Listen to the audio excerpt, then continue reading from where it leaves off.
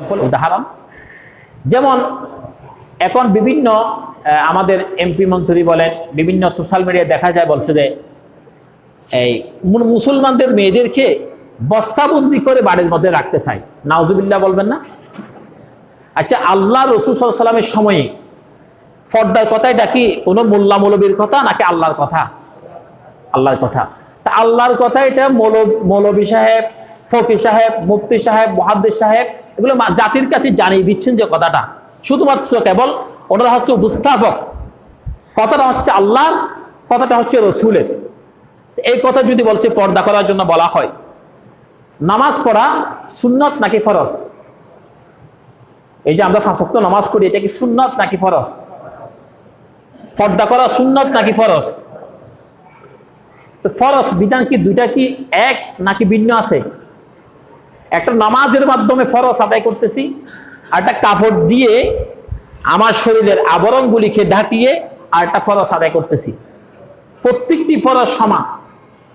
এই ফরজের মধ্যে 80%, এই ফরজের মধ্যে 70%, এরকম কোনো ডিভাইডেড নাই, পার্থক্য নাই। সমস্ত ফরজ আল্লাহর পক্ষ থেকে হুকুম, এটা এক একটি হুকুম। নামাজ পড়া হুকুম, পর্দা করা আল্লাহর হুকুম। তো এখন যদি বলা হয় বিভিন্ন আমাদের যারা উন্নত রাষ্ট্র বলে আমাদেরকে স্বীকৃতি দিচ্ছে, আমরা পৃথিবীর মডেল দেশ বলে স্বীকৃতি দিচ্ছে, তা আমরা তো মডেল হতে চাই নাই। স্বাধীনতার ভিতরে মডেল আছে। মুসলমানের জন্য পর্দা হচ্ছে ফরজ। আমরা পর্দা বাদ দিয়ে আমাদের কাপড় চুপড়কে পড়ার পরে উলঙ্গের মতো করে পড়ে রাস্তাঘাটে চলাফেরা করে মানুষদেরকে গুনাহগার বানায়। নবীজি বলছেন এরকম যদি কেউ যদি মানুষদেরকে যদি তোমরা যদি এই শরীরের আবরণ দেখাই দাও, কাপড় যদি এরকম পড়ো, এরকম কোন স্বামী যদি তাকে পড়ায়, তাহলে স্বামী হচ্ছে দয়স।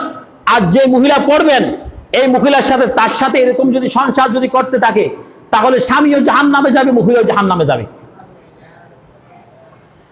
এখন দোকানে বসে থাকি, ওয়াজ শুনি, নামাজ পড়ি, আমার বউ তাকে বেফরদা, আমার মেয়ে থাকে বেফরদা, আমার মেয়ে স্কুলে যায় কুছখবর নাই, কলেজে যায় কুছখবর নাই, বিশ্ববিদ্যালয়ে যায় কুছখবর নাই, আমার মেয়ে টিচার আসে কুছখবর নাই।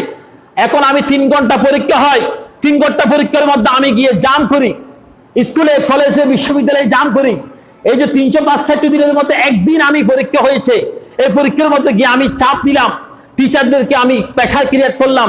কিন্তু আর বাকি দিন যে আমার মেয়ে কোথায় গিয়েছে, কোন পার্কে গিয়েছে, কোথায় যাচ্ছে, কেমন কাপড় পরছে, এটা যদি আমরা যদি জাস্টিফাই করতাম, জাতির সামনে যদি আমরা যদি এরকম উপহার দিতে পারতাম, ইসলামী আন্দোলন আজকে করতে হতো না। প্রত্যেকটি বাড়ির মধ্যে রসুল বলেছেন খৈরুল কুরুনি কররিন, আমার যুগ হচ্ছে শ্রেষ্ঠ যুগ। নবীর যুগ যদি শ্রেষ্ঠ যুগ হয়ে থাকে, তারা যদি আমার নবীর যুগে যদি তারা যদি কাপড় পরে যদি পর্দা করে যদি শ্রেষ্ঠ যুগের মহিলা হতে পারে, আজকে কেন আমরা কাপড় ধরে উলঙ্গ হয়ে আমরা নিকৃষ্ট জাতি হয়ে যাচ্ছি?